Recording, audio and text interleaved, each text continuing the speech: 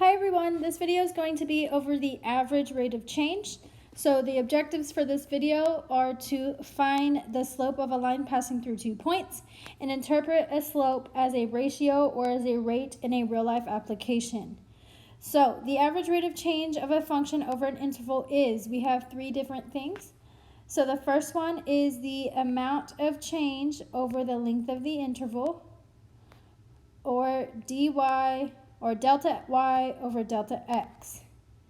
Okay, then we have dy dx, and this is going to come up later. It's one of the notations for a derivative. Then we have the slope of a secant line through 2 points. So if I have 2 points right over here, okay, in Algebra 1, we would call them x1, y1, and x2, y2. But in calculus, we would label it a, comma, f of a, and b, comma, f of b.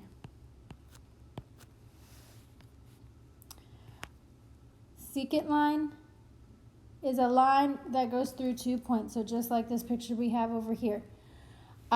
Then we have f of b minus f of a over b minus a for intervals a to b. So this is the exact same way as the slope formula from Algebra 1.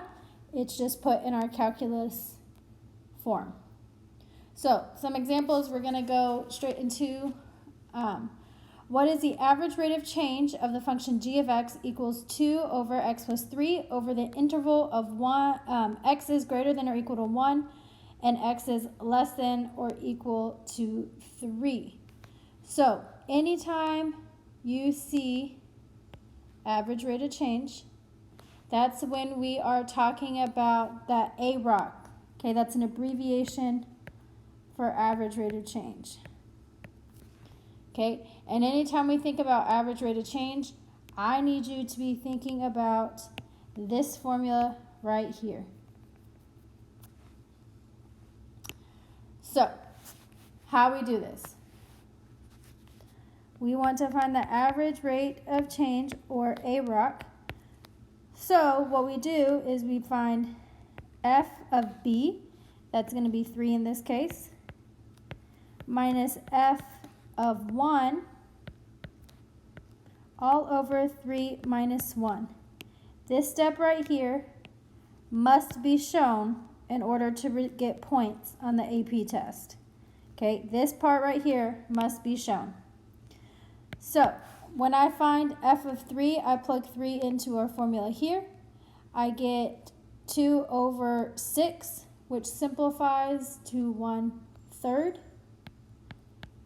Minus, I plug in 1 into the same equation. I get 2 over 4, which simplifies to 1/2. And 3 minus 1 is 2. So I'm going to go ahead and add my fractions on top. I would need a common denominator of 6. So it would really be 2/6 minus 3/6. So I get a negative 1/3. Divided by 2. And how I like to think about this is keep, change, flip. I'm sorry, I made a mistake over here. This should be a negative 1/6. There we go, that makes more sense. So what I like to think about is keep, change, flip whenever I'm dividing. So I keep my numerator the same. I change to multiplication, and I'm going to flip that 2 over 1 to 1 over 2. And then I can multiply straight across, so I get a negative 1 over 12.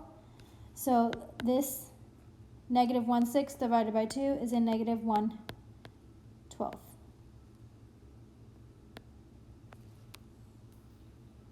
Okay. Number 2, what is the slope of the secant line to the graph of h of x equals the square root of 15 minus 2x over the interval 3 to 7?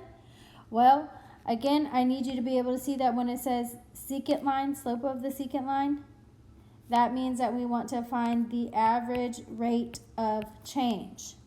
So again, average rate of change, or AROC, is equal to F of 7 minus F of 3, all over 7 minus 3. Again, this step right here is mandatory to write to get some points on the AP test. You cannot leave it off. Okay. So then I go ahead and find F of 7. So F of 7 would be the square root of 15 minus 14, which is the square root of 1, which is just 1.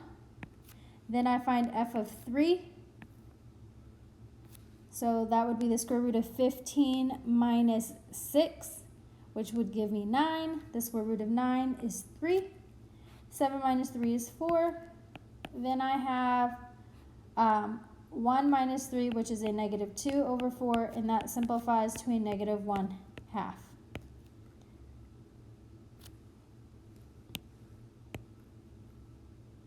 So what I want you to do now is to pause the video and try A, B, and C and see if you get them correct.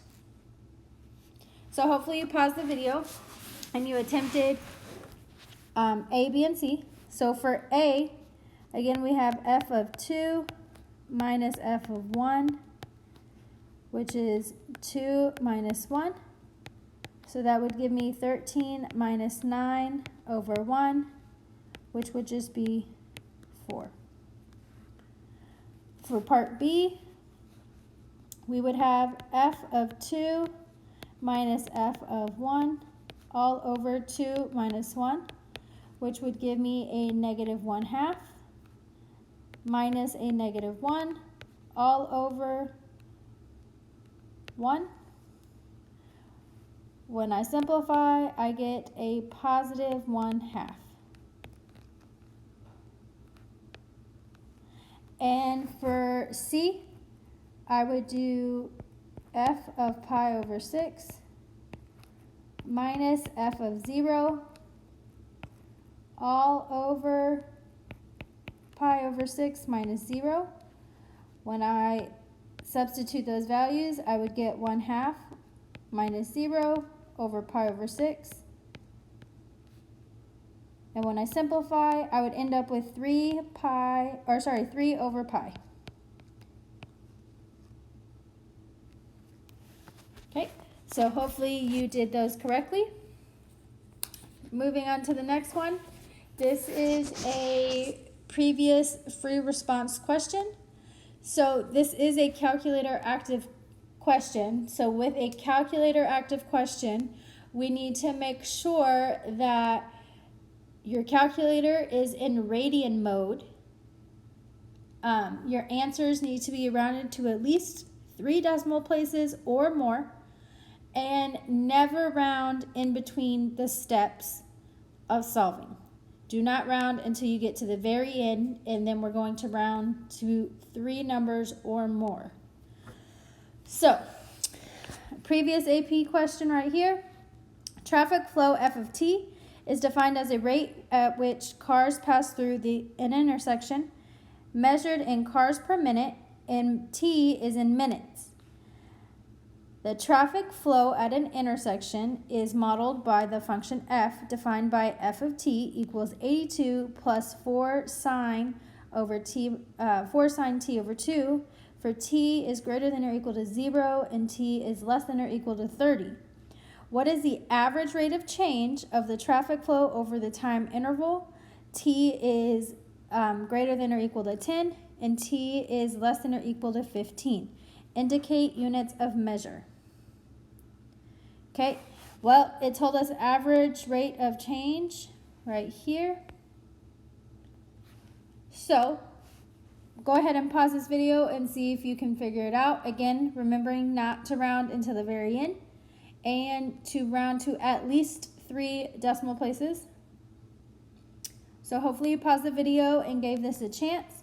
So you should have wrote f of 15 minus f of 10, which is 15 minus 10.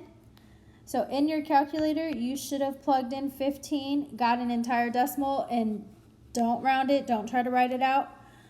And then you should have did f of 10, and then you would subtract those two values, and then divide those values by 5, because 15 minus 10 is 5, and you would get about 1.518 units of measures. It told us that it was cars per minute, and then minutes. So cars per minute, which would be cars per minute squared. Okay, so hopefully you got that correctly. And again, we use the estimate symbols, the equivalent to, instead of the equal sign, because we just want to be mathematically correct that this is an estimate and not an exact value. So number 5, find the average rate of change of f on the interval x is greater than or equal to -4 and x is less than or equal to 3. Okay, so go ahead and pause this video and give it a try. So hopefully you've paused the video. So what we're trying to find is the average rate of change. Okay, from here to here. So that's what we're looking for. So again, first thing you should have write anytime you see average rate of change is f of 3 minus f of -4 divided by 3 minus a -4.